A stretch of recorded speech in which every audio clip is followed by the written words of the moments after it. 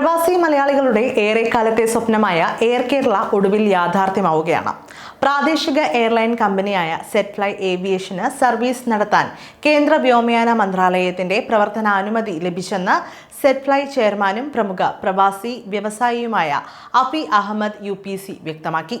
ദുബൈയിൽ നടത്തിയ വാർത്താ സമ്മേളനത്തിലാണ് അദ്ദേഹം ഇക്കാര്യം അറിയിച്ചത്. ആഭ്യന്തര സർവീസ് തുടങ്ങുന്നതിനാണ് കേന്ദ്ര വ്യോമയാന മന്ത്രാലയത്തിന്റെ അനുമതി ലഭിച്ചിരിക്കുന്നത്. എയർ കേരള യാഥാർത്ഥ്യമാവുന്നതിലൂടെ കേരളത്തിന്റെ ടൂറിസം ട്രാവൽ രംഗത്ത് ഒരു വിപ്ലവം തന്നെ ഉണ്ടാകുമെന്നും കേരള പ്രവാസികളുടെ വിമാനയാത്രാ പ്രശ്നങ്ങൾ വരും വർഷങ്ങളിൽ തന്നെ അറുതി വരുമെന്നും Zetfly aviation vice chairman Ayyub Kallada പറഞ്ഞു. തുടക്കത്തിൽ ടയർ 2, ടയർ 3 നഗരങ്ങളെ ബന്ധിപ്പിച്ചായിരിക്കും സർവീസ്. ഇതിനായി 3 ATR 72-600 വിമാനങ്ങളാണ് ഉപയോഗിക്കുക.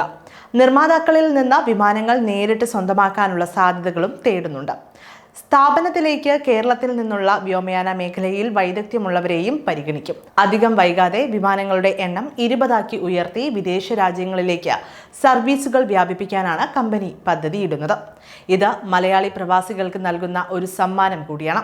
കമ്പനി CEO ഉൾപ്പെടെ പ്രധാന തസ്തികയിലേക്ക് ഉള്ളവരെ നിർദ്ദേശിച്ചു കഴിഞ്ഞു. അതേസമയം മറ്റ് പ്രഖ്യാപനങ്ങൾ ഉചിതമായ സമയത്ത് ഉണ്ടാവും എന്നാണ് റിപ്പോർട്ട്. അതേസമയം മലയാളികൾക്കുള്ള ഏറ്റവും വലിയ അംഗീകാരമായിട്ടാണ് ഇതിനെ കാണുന്നത്. 25 വർഷത്തെ എയർലൈൻ ട്രാവൽ മേഖലയിലെ യാത്രയിലെ ഏറ്റവും വലിയ സ്വപ്നം കൂടിയാണ് ഇതിലൂടെ യാഥാർത്ഥ്യമാകുന്നത്. കേരളം ആസ്ഥാനമായി വരുന്ന വിമാന കമ്പനി, പ്രവാസി തുടങ്ങുന്ന ഒരു വിമാന കമ്പനി എന്നിങ്ങനെ ഒട്ടനവധി പ്രത്യേകതകൾ ഇതിനുണ്ട്. എയർ കേരള എന്ന ബ്രാൻഡിലാകും കമ്പനി സർവീസുകൾ നടത്തുക എന്ന് അഫി അഹമ്മദ് പറഞ്ഞു. പ്രവാസികൾ ഉൾപ്പെടെയുള്ള എല്ലാ മലയാളികളെയും ഇതിന്റെ ഭാഗമാക്കാൻ വേണ്ട കാര്യങ്ങൾ ആലോചനയിലാണെന്നും അഫി അഹമ്മദ് പറഞ്ഞു. കമ്പനി യാഥാർത്ഥ്യമാകുന്നതോടെ ആദ്യ വർഷം തന്നെ കേരളത്തിന്റെ മാത്രം വ്യോമയാന മേഖലയിൽ 350-ൽ പരം തൊഴിലവസരങ്ങൾ ഉണ്ടാകുമെന്നാണ് പ്രതീക്ഷിക്കുന്നത്. അതായത് ഏകദേശം 2.2 കോടി രൂപ നൽകി airkerala.com ഡൊമൈൻ സ്വന്തമാക്കിയത്.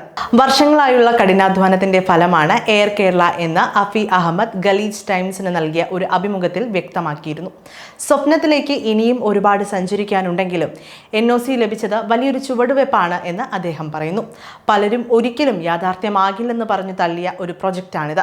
രാജ്യത്തെ ഏവിയേഷൻ മേഖലയിലെ എല്ലാ സുരക്ഷാ പ്രവർത്തന മാനദണ്ഡങ്ങളും പാലിക്കുന്നുണ്ടെന്ന് ഉറപ്പാക്കുന്ന നിർണായക ഘട്ടമാണ് NOC എന്ന് അയ്യൂബ് കല്ലട പറയുന്നു. 2005-ൽ കേരള സർക്കാർ ആദ്യമായി പ്രഖ്യാപിച്ച പദ്ധതിയായിരുന്നു എയർ കേരള. ഉമ്മൻചാണ്ടി സർക്കാരാണ് ആശയത്തിന് തുടക്കമിട്ടതെങ്കിലും സ്വപ്നം യാഥാർത്ഥ്യമാക്കാൻ സാധിച്ചില്ല. എന്നാൽ ഇപ്പോൾ സെറ്റ്ഫ്ലൈ ഏവിയേഷന് NOC ലഭിച്ചതോടെ ഈ സ്വപ്നത്തിന് വീണ്ടും ചിറകുവയ്ക്കുകയാണ്.